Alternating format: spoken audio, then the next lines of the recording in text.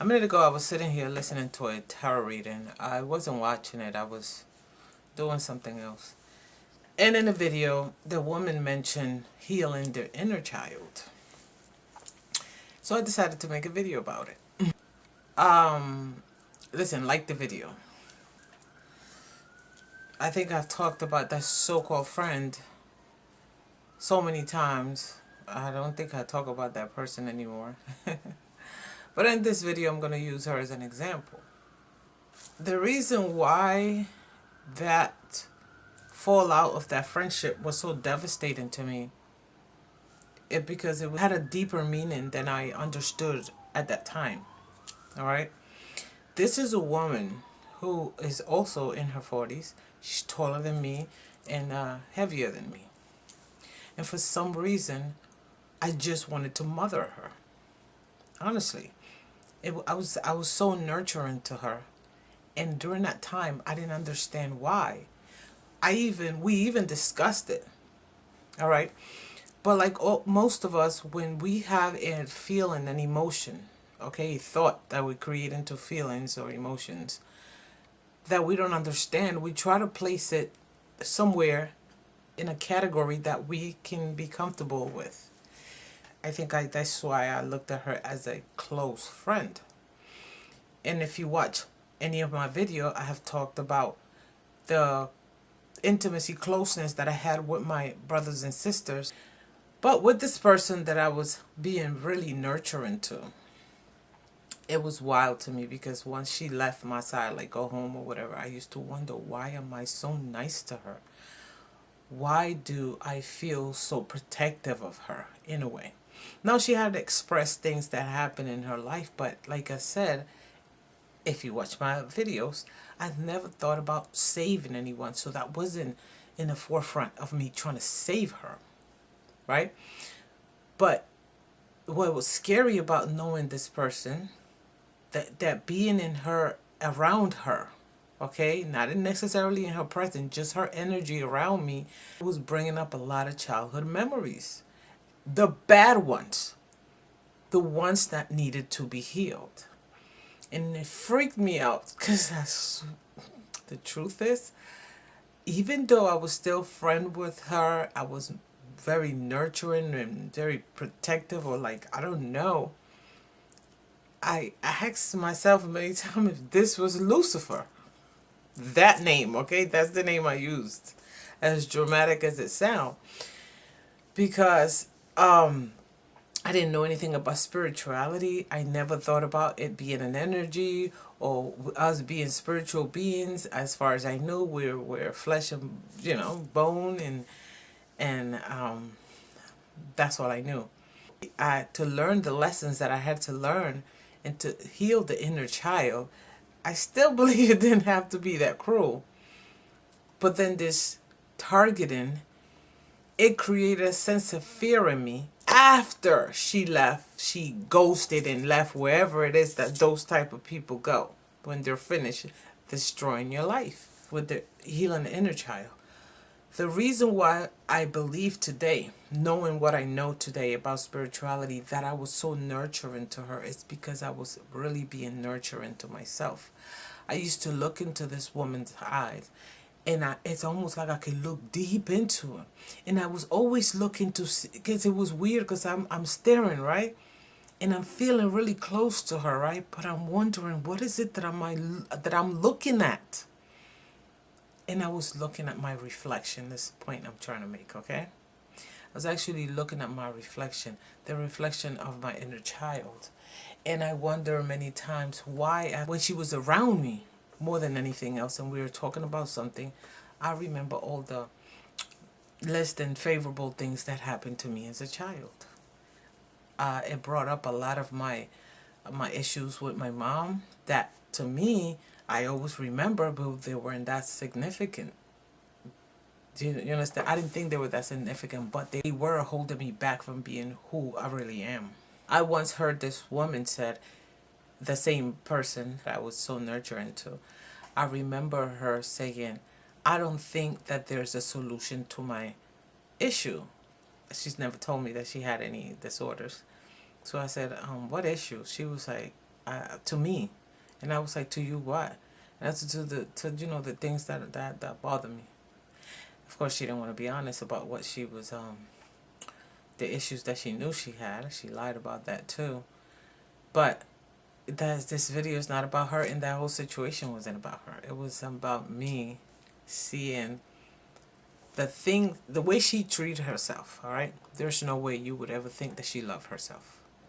All right, she's attracted to men who treat her like garbage, and she is turned off by men who treat her like she's special.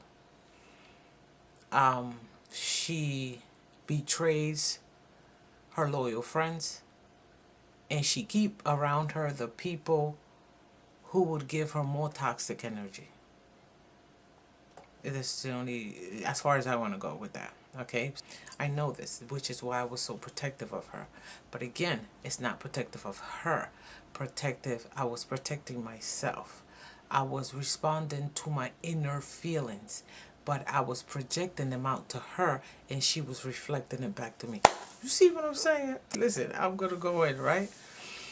So when I looked at her, when we talked or whatever, it was almost like I was talking to my siblings, because it was so intimate, and it was so, like, the tone of the voice was low, and we was always sharing. But she was herself was never connecting with me, because we'd be talking about something about child. That's what our conversations were. So I felt free. This is why I felt so close to her. Listen, I'm examining. I'm telling you guys what was going on, all right? So I felt so close to her because I was sharing something with her that I had only shared with my siblings when we were children. See?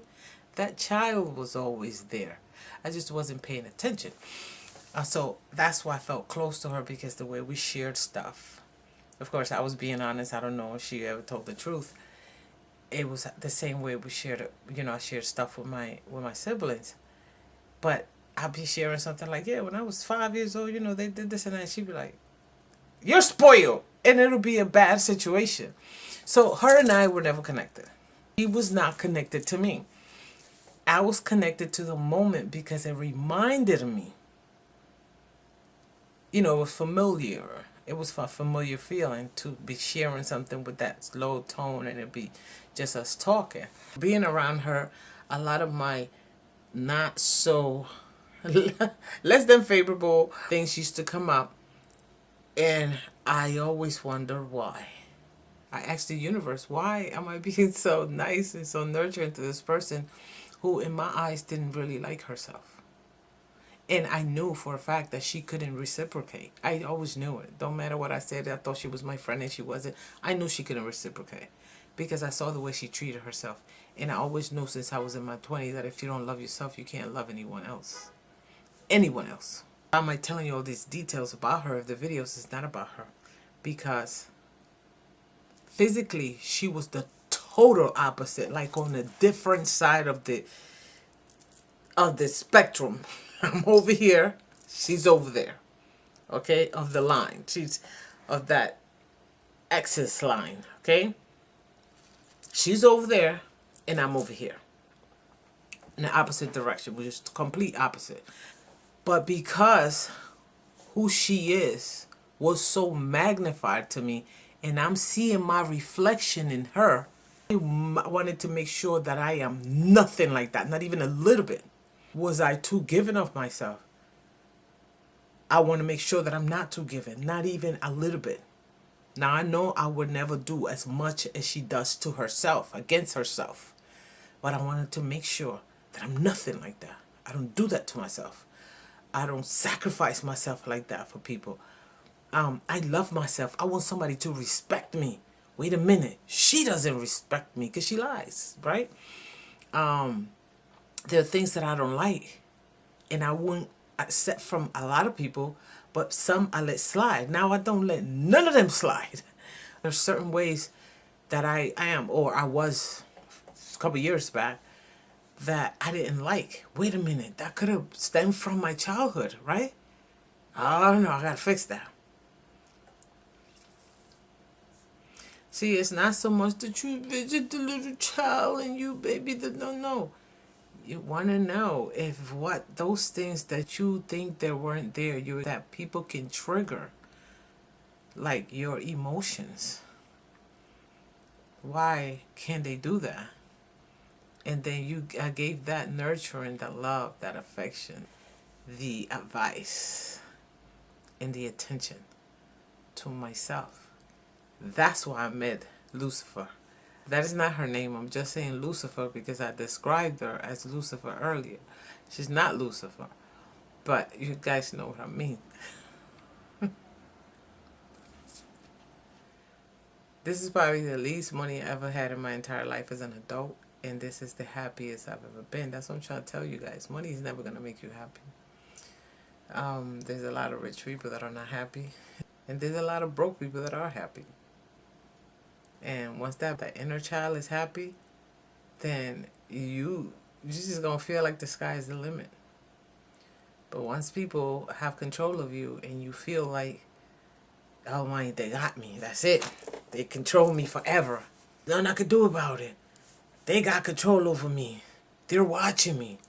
You gave up. That's it. See, that's why I went towards spiritual awakening and doing the work instead of going TI program. And I was being watched, I was being followed, yes, I was being picked on, yes, I was being gang stalked, mobbed, lied about, all that stuff. But if you look at the TI videos, more and more videos, they tell you you're in this program for life. They literally say that you'll never be out of it. You'll always be in this situation. But then spiritual awakening, they have the same symptoms, same situation, same everything, but they're offering a solution. The solution is for you to work on yourself, work on your inner child. Find out why are they triggering you? Where does it come from? Do you understand? That's a better option for me because there was a solution there to my problem. And then the other one, there was no solution, no way out. And that just didn't sit well with me.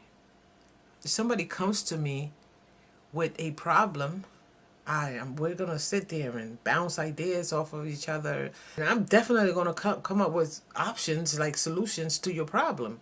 So why wouldn't I give myself the same opportunity, the same choices? So that's what I did. And like I said, at the end of the day, they're going to do what they're going to do. I had to do what I had to do. And I had to heal that inner child. All that attention and all that love, all that nurturing, all that loyalty, all that security that I was offering, all the did I say friendship? Yes, I did. Now I'm my best friend. Do you understand? My boundaries are like, you know what? That's it. Okay? Now I understand that you are entitled to having your own feelings about me or whatever, and I don't have to take it personal. If now I understand that people have their own agenda, and they're not always against me. They just have their own agendas, period. I understand the fact that if my employer acting like he don't want me there, then maybe I'm not supposed to be there. You understand? Because when you're welcome in somebody's home, they act like you're welcome. Imagine you going to visit someone and they treating you like shit. Like, leave, go home, right? I understand about attachment. You know, I can admit that I had a certain problem, a certain degree of, a certain level of issues with attachment. That is why it hurt me so much, because I had an attachment issues. I wouldn't attach to the person like I want you there. I would be attached to the situation, attached to what we shared. I would ignore grieving because I want to be attached to the person that passed away. When now I understand that it's part of evolution. This is how it happens, and I can't stay stuck there. Part of healing the inner child was understanding that my brother passed in a way that wasn't something that happened to me. The way he died was somebody shot and killed him. That's something that happened to him. It wasn't personal. He didn't leave me on purpose and all that stuff. But now, this inner child, it's not sad, because she's receiving the love that she always deserved. And it's pure and it's real. Now I'm not sitting up there having expectations of people like I expect them to do me dirty. But if they do, I'm not taking it that personal anymore because it's like, hey, it really is what it is. And some people are mentally ill. Some people are just grimy. Some people are just assholes. And I took everything personal, like, oh, I helped you out and you did me like that. It's not that serious. The truth is, you did help them out and they did do you like that.